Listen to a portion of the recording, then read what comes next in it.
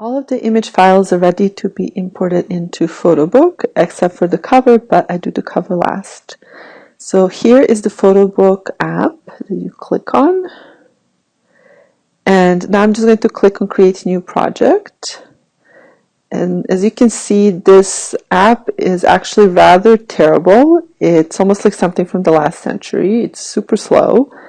And the only reason I'm able to do these books with this software is because I have Photoshop and InDesign, and I just export the completed layouts because I tried editing with their layout options and it was absolutely impossible. So click on Create New Project and you will see it opens up, and what you want to choose from the product is Photobooks, of course. Click Next, and you want the hardcover and soft cover, so we click on that, and as you can see here the prices are rather high, but I use Groupon so to get a discount before actually exporting and working with Photobook, and I could get these at maybe 75 to 85% off, so that is my recommendation if you're going to use this printing option. And here you need to find the size, so there's mine, 8 by 11. If I click on, you can see the price there, and if I click on information, it just brings up a bit more about the book. And the paper option you can change. And what image wrap means is that they take the cover image that you create and wrap it around. That's what's called image wrap. So you get that hardcover full image cover. So click on that, click Next, and here you want to name your project so that you can remember what it is. This is not going to show anywhere in the book. This is for your own personal reference, and in case you just want to reprint these books, you can just look for that file and purchase it again. So what's happening now is that the software is creating the layout for your book. And it's going to take some time. As you can see, it's rather slow for this day and age. Now, the thing about layout with Photobook is that it generates pages with these gray box placements, which you're going to see in a moment.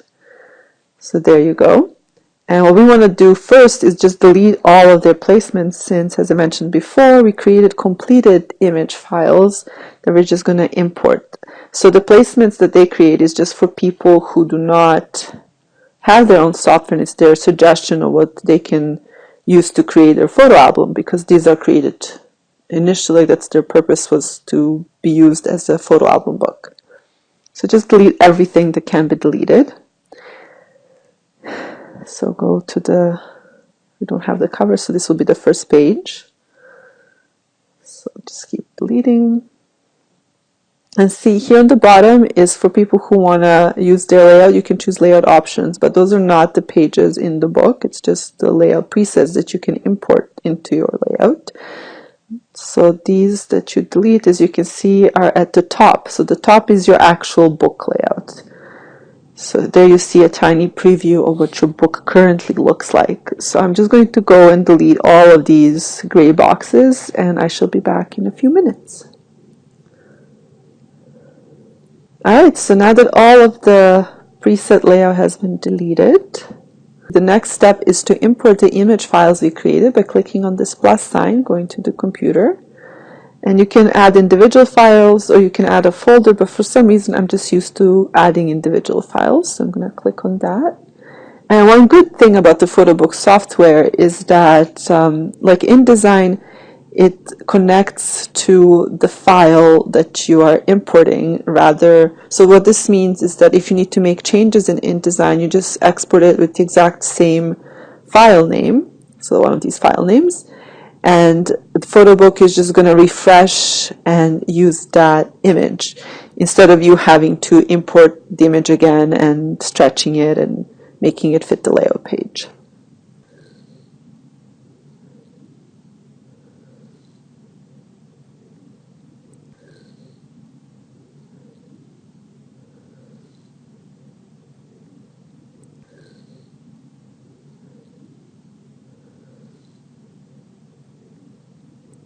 let's check to see if everything's there.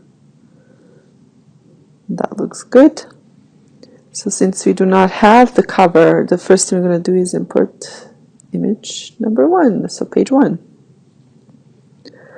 So you're going to drag and drop and then position into the corner as close as possible as you can. You can use arrow keys and then shift and hold on the corner to stretch the image and make it fit as best as you can. I do not know why the software doesn't have like fit to page or something like that, but you're going to have to do this for every single page. So for these it doesn't matter as much because they do not have page numbers.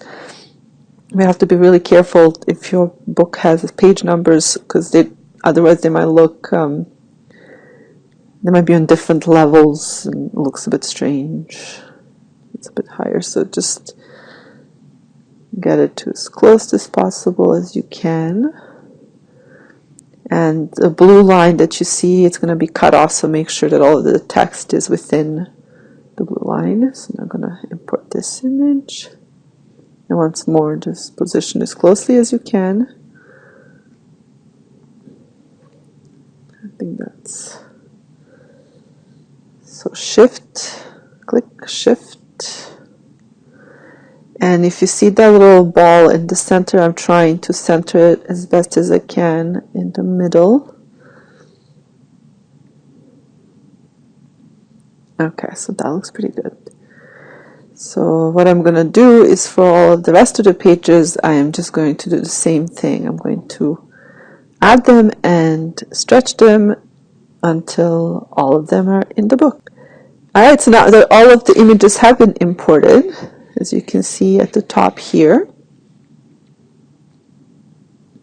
except for the cover, the next thing that we need to do is to create the cover.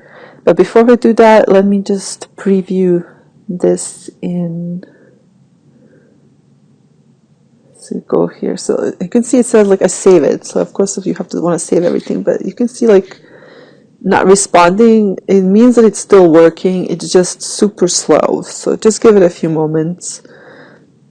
And then you can go to see your book in View, Preview. And the cover, of course, is not there yet, but you can check to make sure that everything looks okay regarding the other pages. Now, you might want to move some of the text more inwards if you like, but I just kept it all the way to the edge. So these are the pages. Just make sure nothing is going to be cut off that you do not want to be cut off, because everything in the blue line could be cut off. So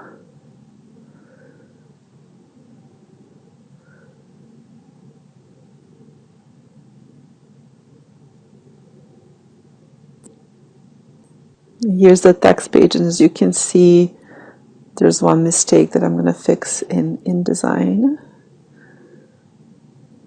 And you might want to have like the text a bit more in, but I think that's okay. The next step, of course, is to create the cover.